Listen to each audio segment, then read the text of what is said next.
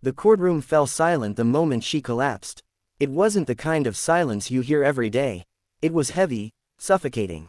The kind that makes people question what they thought they knew.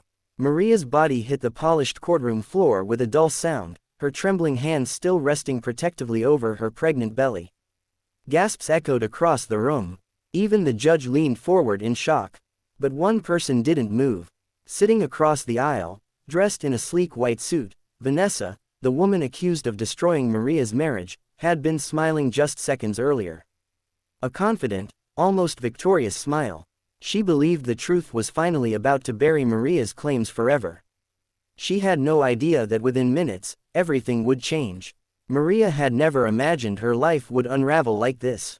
She and Daniel had built a quiet life in Toronto, the kind many young Canadian couples dream of. Small townhouse in Scarborough, weekend coffee at local cafes. Plans for a baby, plans for forever. Then Daniel changed. Late nights, hidden phone calls, cold shoulders, and finally, the confession, he had fallen in love with someone else. Vanessa, his ambitious colleague, had walked into his life with charm, confidence, and promises of a brighter future. Maria was 3 months pregnant when Daniel moved out. Vanessa didn't just take Daniel. She took Maria's stability, her trust, and nearly her sanity. When Maria announced her pregnancy publicly during the divorce proceedings, Vanessa laughed. She claimed the baby couldn't be Daniel's. She hinted that Maria was desperate, trying to trap him with a lie. Daniel, confused and manipulated, demanded a DNA test. His doubt hurt more than his betrayal. Still, Maria agreed. She had nothing to hide. The court date for the results arrived on a cold February morning. Snow fell lightly outside the courthouse, covering the city in white, as if trying to erase the ugliness inside those walls. Maria hadn't been sleeping well. Stress and pregnancy were a dangerous combination. She felt dizzy even before entering the courtroom, but she refused to look weak. She wore her simplest blue dress, the one Daniel once said made her look peaceful.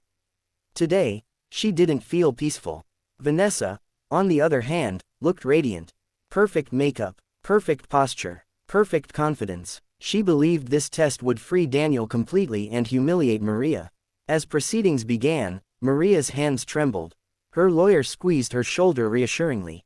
Across the room, Daniel avoided her eyes. When the judge finally reached for the sealed envelope, the room seemed to stop breathing. That was when Maria's vision blurred. Her ears rang. The last thing she saw before darkness swallowed her was Vanessa's faint smirk. Paramedics were called immediately. The judge ordered a brief recess. Maria was lifted onto a stretcher, oxygen mask placed gently over her face. Her condition stabilized quickly, but the doctor warned that stress could harm both mother and baby. Even lying there, half conscious in the hallway, Maria whispered only one thing, "My baby, please." Inside the courtroom, people murmured. Some began questioning whether things had gone too far. When court resumed, the judge's voice carried a new gravity. He adjusted his glasses and opened the envelope. Vanessa straightened in her seat. Daniel clenched his jaw. The DNA test confirms, the judge began slowly, with 99.99% certainty, that Mr. Daniel Harper is the biological father of the unborn child. The words echoed like thunder. Vanessa's smile vanished instantly, her face drained of color. The confident woman who had walked in moments ago suddenly looked small. Exposed. Daniel's head dropped into his hands. Regret washed over him, like a wave he could no longer outrun. He had doubted the woman who stood by him for years. He had believed whispers over vows. But the judge wasn't finished. He continued, noting that the evidence of financial abandonment during pregnancy would significantly impact custody and support rulings. Daniel would be legally and financially responsible. Moreover, the court would consider Maria's emotional distress when determining the divorce settlement. Vanessa tried to speak, but her voice cracked. For the first time, she realized this wasn't a game of winning a man. This was about consequences. Outside, Maria slowly regained consciousness. Her lawyer knelt beside her and gently told her the results. Tears streamed down her cheeks, not tears of victory, but of relief. She hadn't fought for revenge. She fought for truth, for her child, for dignity. Daniel approached cautiously. He looked different now, not arrogant, not confused, but broken by his own choices. He tried to apologize, but Maria simply held up her hand. Some wounds need silence more than words. Weeks later, life looked different. Hard, but honest. Maria gave birth to a healthy baby girl in a Toronto hospital overlooking Lake Ontario. She named her Hope. Daniel attended the birth, but this time not as a husband, as a father learning responsibility the hard way. Vanessa was gone, having realized that relationships built on betrayal rarely survive truth. Maria moved into a smaller apartment closer to her mother. She began rebuilding her life, piece by piece. Therapy. Prenatal yoga classes turned into mommy and me groups. Community support reminded her she wasn't alone.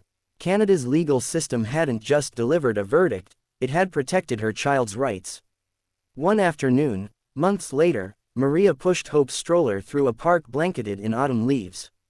The air was crisp, but her heart felt steady. A stranger smiled at her and said, "You look strong." Maria smiled back. Strength, she realized, isn't about never falling.